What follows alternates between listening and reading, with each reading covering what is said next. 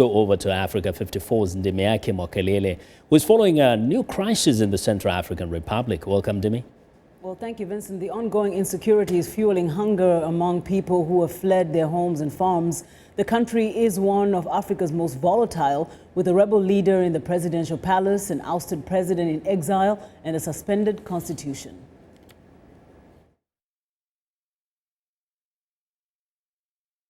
Negotiators increasing concerns that ongoing insecurity is fueling hunger among the population. Most of the displaced are farmers who may not be able to return in time for the planting season. Food rations are crucial as they are between harvests. The next harvest is in December, and although the rains have been good, many have not had access to their fields and have had seeds and animals stolen or killed. According to WFP, close to 500,000 people in the CAR are at risk of food insecurity. More than 130,000 are classified as in urgent need of food aid. Of concern are also an estimated 66,000 children under age 3 who are at risk of malnutrition. To prevent this and reduce the risk of recruitment of children as child soldiers, WFP will provide emergency school meals to more than 108,000 children when schools open in October.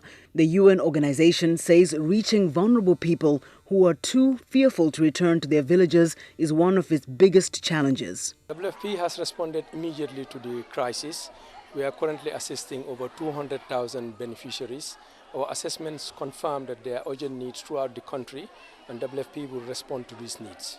The WFP is also boosting its logistics and telecommunications capacity to respond to the pressing needs. CAR has been plunged into chaos since rebels seized power from President Francois Bozize 4 months ago.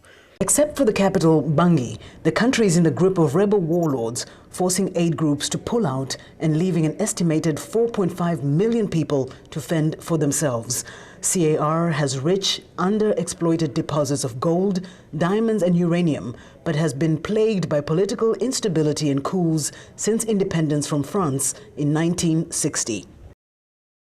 Now for more details, let's go now to Judith Melby, the regional senior spokesperson for the World Food Programme, and she joins us by phone from Dakar, Senegal. Thanks for joining us today, Judith. It's a pleasure. If you could first tell us exactly where the WFP is operating and what is the reality on the ground there for so many of these citizens of CAR. Yes, well, I was in Central African Republic just a week ago, and I accompanied our country director and staff people to a distribution north of Bangui, the capital. Now, this is an area where the rebels in March, when they took the capital, came down and they burnt the villages, looted people's homes, and stole whatever was growing in the fields. So there are enormous amounts of people who are food insecure in the country. We estimate about 484,000 are food insecure. Mm-hmm.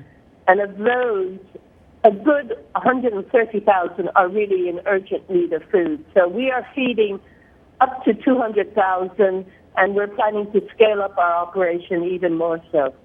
Now, what is the availability of resources? You're talking about food, even accommodation. Where are most of these refugees now living? In camps? Well, the people who were displaced from their homes, for instance, along the road where we were, there were villages along the road, and then there's the forest.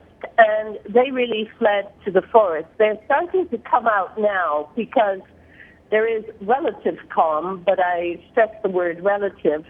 But what WFP did was to send staff members into the forest before the distribution to let people know that we would be there and it was safe enough for them to come out and get their monthly ration. Now, also what we highlighted in the story we just ran was what is the implications for the future now? It seems as though farmers are not going to be able to harvest, meaning next year, even if there's peace and calm in the CAR, food aid will probably still be a need. Well, there is a constant need for food aid, and the problem is the last harvest was in May, and of course most people missed that one. They should be starting planting in September or October for a harvest in December. So what WFP and a number of other agencies and NGOs are doing is handing out seeds to ensure that some people can at least have a harvest at the end of the year.